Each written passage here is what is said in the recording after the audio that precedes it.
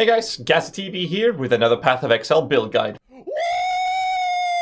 Yeah, baby! That's what I've been waiting for. That's what it's all about. Woo! Today we'll be focusing on the support builds, but most importantly, Aurabot and Mana Guardian, and a small note about Discipline bots. I will do my best not to prolong this video as all the PoBs are in the descriptions below, and since gameplay footage isn't really helpful for these type of builds, I will instead cover the most important details. Now, first things first, the leveling process is very easy to understand, and that is that you either get yourself boosted, or you have to play another build and then completely respec when you're ready to go mapping with your friends. Obviously, there's a guide in the descriptions below of how you can boost one another. I will only briefly mention the Mana Guardian, or Disc Bot as they're called, as it is generally better to have a Scion Aurabot these days. Now, they're basically focusing on stacking up as much mana as possible, as the support is entirely focused on defensive stats. Now this means focusing on medium cluster jewels with a stalwart commander node, as well as mana providing gear, such as the unique item memory vault, and that's basically because of the prime focus is within stacking up the defensive stats from auras, and the mana part is thanks to the Ascendancy node Radiant Faith that provides 10% of maximum energy shield equal to 10% of your reserved mana. So all of this is basically just focusing on the defensive aspect, which is why it's called a Mana Guardian or a Discipline bot. However, we will be focusing in this video on the Aurabot, as it is a bit more tricky and less straightforward to make it very efficient at a low budget as well as the high budget variants. Now the low budget variant I'll be showing you today has an estimated cost of around 15 to 20x depending on the league economy, of course. Unlike the Mana Guardian, this support focuses entirely on offensive gains, but despite that, it still brings the defensive stats up on par to the 90% resistances, 90% physical damage mitigation,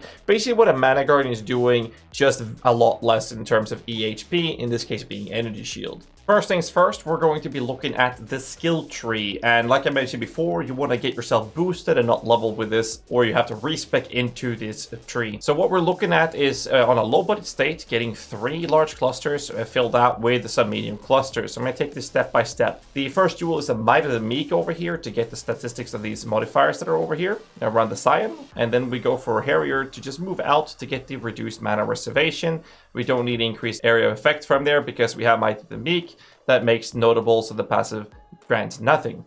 And what we do with this is actually picking up the large clusters and medium clusters and all the aura effect that we can get. That means going for charisma as well as over to influence, and that's where we pick up the CI, and on the left hand side we're picking up all the nodes around sovereignty. The jewels you see here in the middle, these are all fertile mind jewels. Obviously you can pick up anything that is cheap that has the corruption with RMR, that is reduced mana reserved.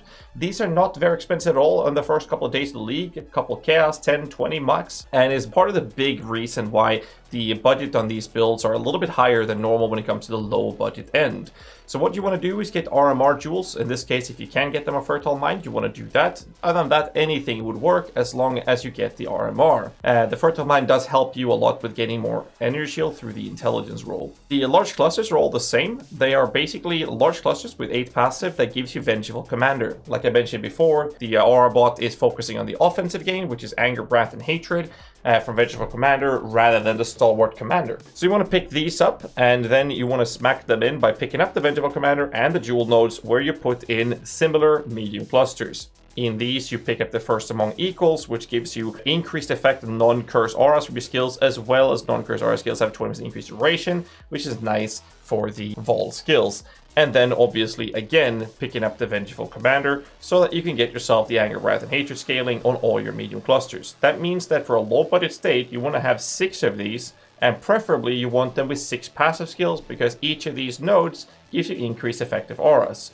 So 6 of the mediums, 3 of the large, picking up CI, all of the aura nodes except the ones down at the bottom, but you are going to oil and anoint Champion of the Cause again for the aura nodes that provides. And that's basically the tree that you can see here. The gear itself for this build in a low budget state is very straightforward. For example, the weapon, you want to have plus level of all spell skills. This is something you can alteration craft yourself or purchase very cheaply at the start of a league. The shield, however, does require it to be Woke Door with a Shaper Hunter variant. You want to have the Recover Energy Shield when you block, as well as the Socketed Gems have 15% reduced mana reservation to make sure you have room for all your auras, and the defensive aspect of the recovery with the Energy Shield on block. This is a Woke Door required shield. Obviously, if you don't get lucky, you will have less Energy Shield, but this is the baseline of what you need for a low budget approach to this build. Alpha's Howl, no extra corruptions or anything because this is a low budget state. Victoria's Influence, the same thing there. Shaper's Touch, the same thing. Skyforth can be a 1 or 2x early league. That's why we said the budget's about 15 to 20x on these low budget version. The Amulet is another situation where you want to have the reduced mana reservation, which is a redeemer modifier.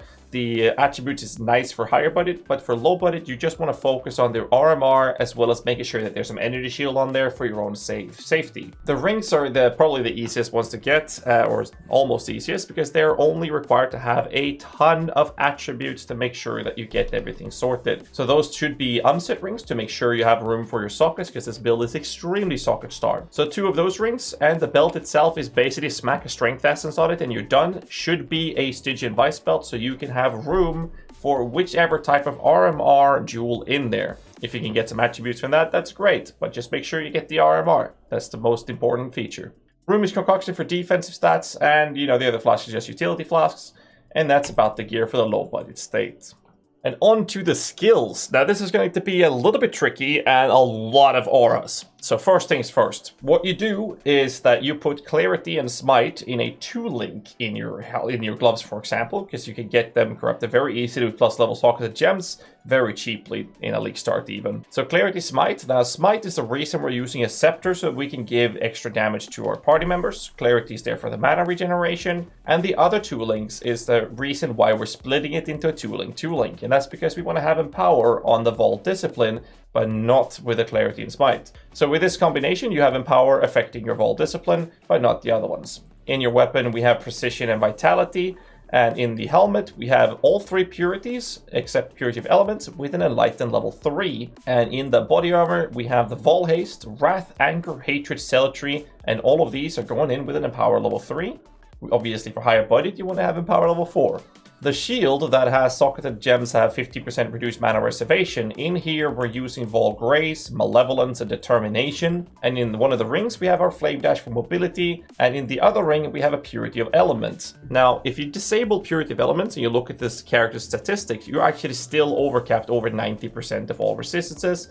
We still have 90% physical damage mitigation with this type of build when it's up and running. The problem is that Purity of Elements does allow you to be cursed with elemental weaknesses or curse resistance reducing curses without requiring you to have a warding flask, which is why it's very nice to have. You could switch it to a low budget Animate Guardian if you want to. It's kind of whatever, how you want to play that, but the Purity of Element is very, very comfortable. In the boots, we do use Bone Offering with cancel damage taken because we are playing as a Necromancer in the tree of the Ascendancy nodes that makes our offerings affect us with a 50% reduced effect. And obviously the other part of the Ascendancy is the Guardian to get reduced effect of curses, or new skills grants physical damage mitigation, and when you have at least 5 nearby allies, you would never always have onslaughts. It's very, very effective. So looking at the defensive stats for this build, you can see that we are sitting on 90% all resistances, so we have 100% chaos resistance, and that's basically how the build is played. Now, taking a look at the high budget version of this, a lot of things have changed, and this is just one way of many possible ways to do this. The first step of moving from low budget to high budget is actually understanding that you will now be using Mask of the Tribunal. Now, Mask of the Tribunal makes it so that nearby allies have increased cast speed per 100 intelligence, providing a team with 8% crit multi per 100 dexterity, and increased defenses per 100 strength. Whereas you also gain reduced mana reserve per 250 attributes.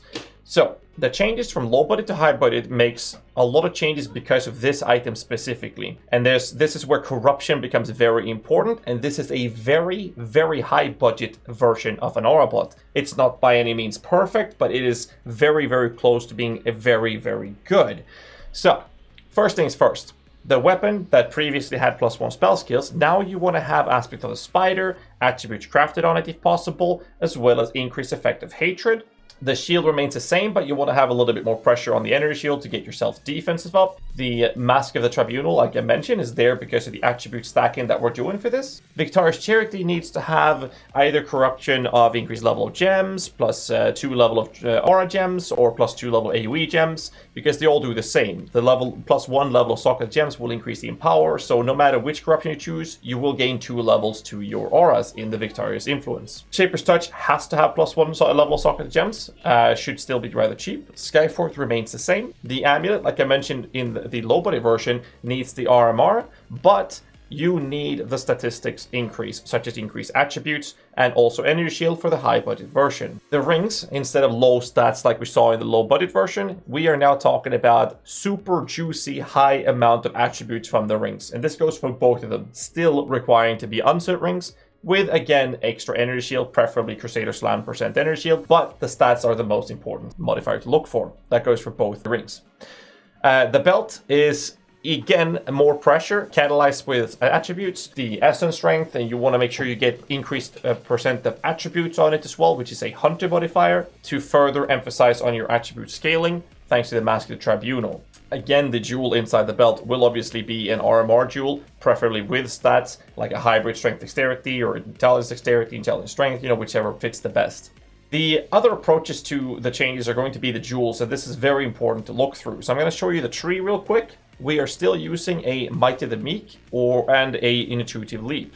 One of these jewels has to have the 1% RMR corruption, preferably both, of course, but one of them must have it with this specific approach, because we're very much balancing on a thin thread to make sure that you can actually cast Smite and Flame Dash and still reserve this amount of auras. So with Intuitive Leap here, we're able to then skip the 2 points here, being Intelligence and Aura Area of Effect, which we don't want, to pick up the Charisma and reduce Reservation. The other changes is that we are using Brute Force Solution instead of the Fertile Mind, again for RMR. We have the same thing on the left-hand side. And we're also skipping the Aura Effect node here on the side because we can get more Aura Effect from Medium Cluster Jewels, which remains the same. However, the Large Cluster Jewels are completely dismissed from this type of approach. Instead, we are looking to get voices. Now, 7 passive voices is not worth it. You want to go for the 5 passive voices instead, allowing you to get 3 medium clusters for the Vengeful Commander together with the First Among Equals. Now, obviously, the medium clusters remains the same with the 6 amount of passive nodes. The First Among Equals together with Vengeful Commander. It's just a large cluster that is now turned into a voiced cluster, which has to have 5 or less amount of passives. And the jewels on the sides here, again, it's Brute Force, and we have a rare jewel that goes in for RMR with statistics or stats, attribute stats, same thing here.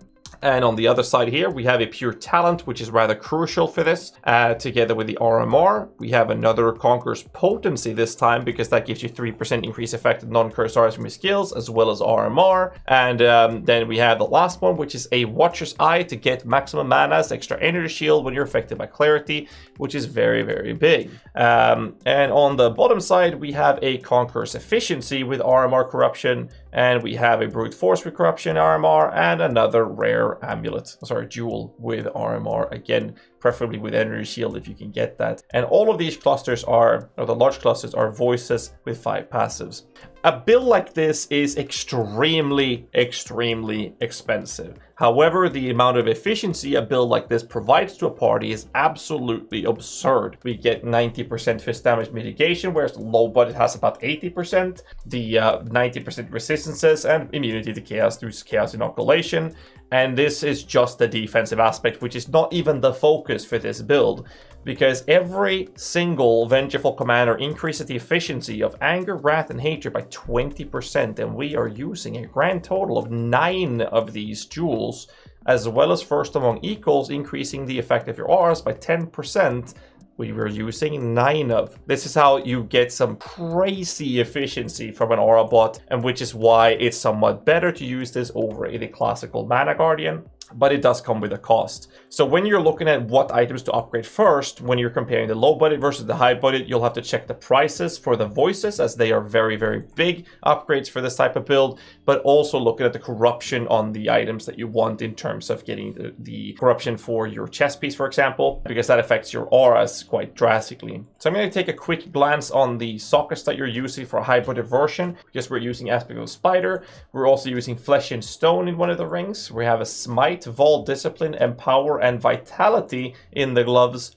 And the helmet has the Purities and the Clarity, this time without the use of Empowers and whatnot, because in this case we're actually using level 21 gems as well. And the helmet is just absolutely disgustingly good with the Mask of the Tribunal. The other ring, Flame Dash, to get that mobility. The body piece is using Anger, Wrath, Hatred, Vol Haste, Empower, and Zealotry. Again, level 21 gems, 23 if you have the quality, if you can get that with the alternative quality in the currently. Boots, again, the quest damage taken with the Bone Offering. The shield is using with the Socket Mana Reservation approach with the Malevolence, Vol Grace, and Determination again. The weapon is using an Awakened Generosity for Precision and War Banner, because you don't need these statistics, so Awakened Generosity is really good in this sense. And that's basically how the high budget version works. All the PoBs will be in the descriptions below. Obviously, there are multiple ways of doing this. This is how the resident Aurabot that I'm playing with is approaching his playstyle when it comes to low budget as well as high budget versions. And I hope you guys had use of this video. I'm going to try not to prolong this. It's already been a very long video. But yeah, hit the like button, subscribe for more content. And the next video, including this Aurabot and the Magic Find, will tell you how to farm Headhunters. So I hope you guys enjoy that as well. So till next time, boys, stay safe. Keep rocking.